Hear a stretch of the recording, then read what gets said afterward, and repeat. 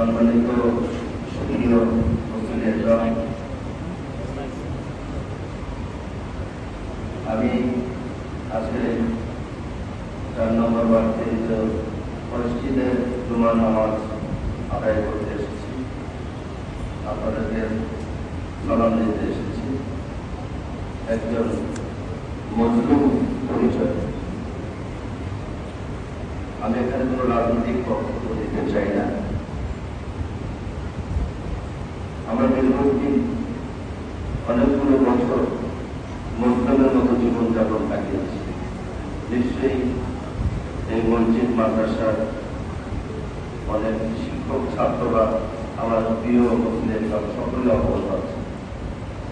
আমরা অনেক কষ্ট করেছি, নির্যাতনের শিকার হয়েছি।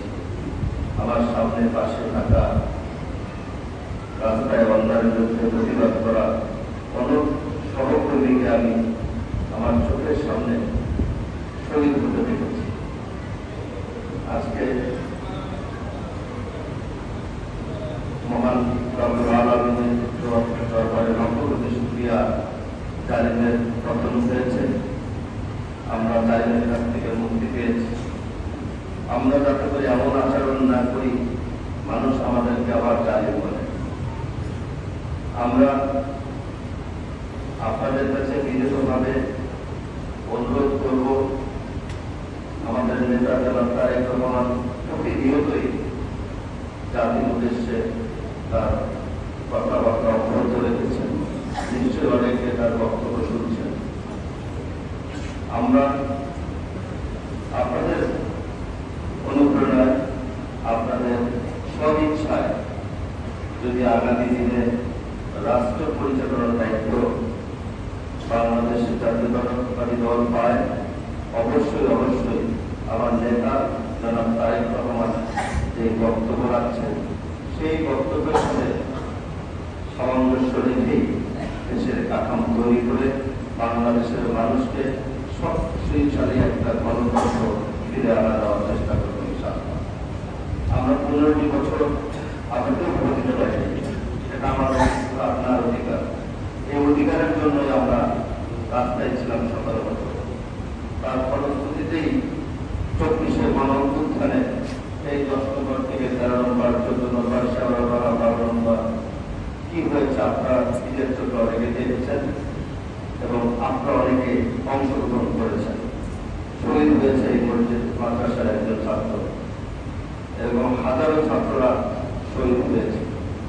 স্বৈরাচারের আমলে 2013 সালেও কিন্তু ছাত্র ছাত্রের কথা সকলের মনে আছে। কত আলেম ওলামা এতিম ভাই বন্ধুকে রাতের অন্ধকারে বাতি কারেন্ট বন্ধ দিয়ে বিদ্যুৎ বন্ধ করে দিয়ে হত্যা করেছে নির্বিচার। আমরা সকলে অবগত আছি, ভুলে গেলে চলবে না। আমরা নিজ হাতে তাদের প্রতিশোধ দিতে চাই না। আইনি প্রক্রিয়ার মধ্য দিয়ে যারা অন্যায় করেছে তাদের বিচার চাই। সকলের কাছে আমি দোয়া চাই, আমি আপনাদের পাশে থাকতে চাই। যে কোনো বিষয়ে, যে কোনো উন্নয়নমূলক কর্মকাণ্ডে আমি আপনাদের পাশে থাকবো। আমি আপনাদের সন্তান হিসেবে আমাকে আপনাদের টাকার প্রয়োজন হবে না।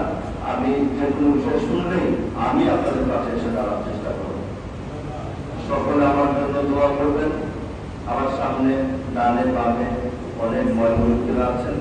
আমার কথায় যদি কোনো ভুল ভ্রান্তি হয়ে থাকে আমাকে ক্ষমা করে দেবেন। সর্বোপরি আমাদের প্রিয় নেত্রী, সাবেক 3 বারের প্রধানমন্ত্রী, যাকে আপনারাই ভোট দিয়ে বারবার নির্বাচিত করেছিলেন, তিনি অসুস্থ।